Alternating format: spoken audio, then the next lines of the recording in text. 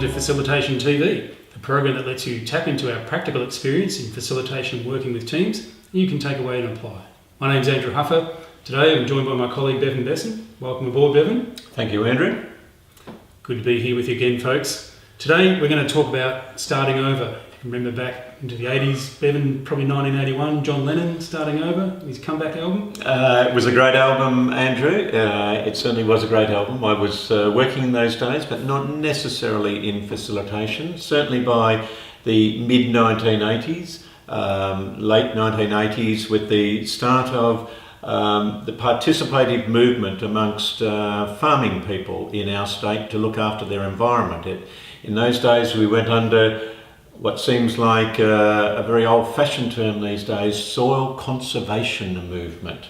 It then moved on with the participatory movement there, moved on and effectively became what most people would know now as the land care movement, the precursor to much greater environmental action and awareness. So that's really where I started my journey. What about you? For me, similar. I was working with farmers in northern Victoria, and we'd just gone from a model of one-to-one type advice to group problem solving, and so I was working in a number of programs there in the salinity and dairy programs, and it's always interesting work, and especially when I started working in a program about drainage, there was always 3 guarantees in life, and that was death, taxes and fights over drainage. Great job. So we both come from a country background then. This is right. We do. This is right. So I want to pose a question to you to kick off with.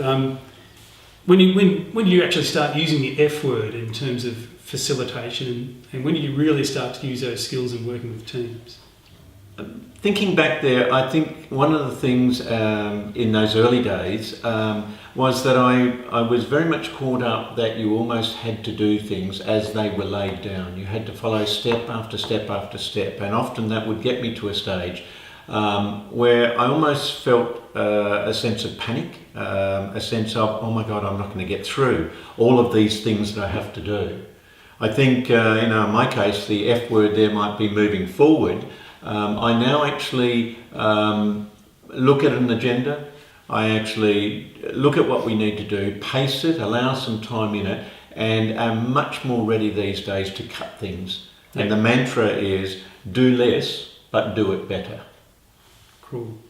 For me, I started, like I said, working with farmer groups, and probably my first memory of it was moving from a style which was about doing presentations all the time to actually asking these guys questions about what they wanted. Yeah. And that was a real sort of chasm, or big schism, I guess. Mm-hmm. Geez, it's making a big leap into trying something really different. I want you to cast your mind back again. You mentioned it a bit just a minute ago in terms of the things you wish you knew as a fresh-faced facilitator that you know now. So if you could go back in time, get back into your Doctor Who episode, jump into the TARDIS, back into about 1995, you jumped out into a Carlton Premiership year, one of the best years you could possibly have in your life. What would you be doing differently? Or what would you wish you knew if you went back to 1995? It's a good question.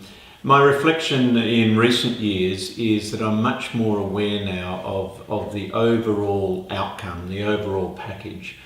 I think when I began in the 80s and 90s, to survive the day, to get to the 28-minute mark of the last quarter, if you like, was almost the goal in itself. I've survived, and I would drive away thinking, oh, I've survived. I would then sit down for weeks trying to work out how I wrote it up, trying to do reports, etc. What I've learnt now is that I really need to be thinking about that whole outcome and almost thinking right forward and thinking, what is it that I really need to bring out, report, make sure goes on from this facilitation? And the facilitation then is really a tool for a bigger outcome. And perhaps if I'd appreciated that earlier, it might have made life easier. It certainly would have given me more Saturdays and Sundays. So, yeah. Oh man, tough gig. For me, probably it's more on the dark side, and thinking about my consultancy business. The thing I wish I knew earlier on is some practical things about direct marketing strategies to be able to reach more clients and know how to do that, how to present myself to them, how to get to them, how to make sure that there's some sort of continuity in engaging my clients in the future.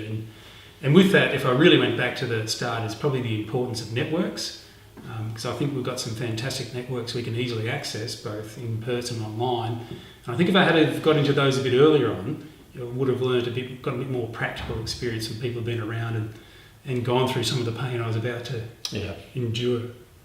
So, and probably the other thing for me was a better understanding of all the different ways I managed to annoy people in workshops and that sort of stuff, just by trying to be fun and make it exciting and interesting. And I think I was just annoying the crap out of them a lot of the time. I just wanted to get on with it.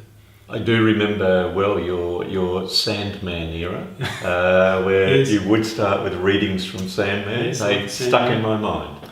They certainly did. Probably one telling moment for me, just before we finish off, was is at a workshop at a place called Gascoyne Junction, which is about 200 k's inland from the West Australian coast near Carnarvon. And my line there with a bunch of very big, scary pastoralists was to say, "So are you happy to move on?" And this guy just looks me in the eye and goes, "I'm not even freaking happy to be here, mate. So just get on with it." That was a good lesson in doing I really was annoying people. So zip that. Thanks for another great episode, Bevan. We're looking forward to seeing you again for episode 3 of Facilitation Tips. And we're looking forward to having you tune in then. Thanks. Bye now. Thank you.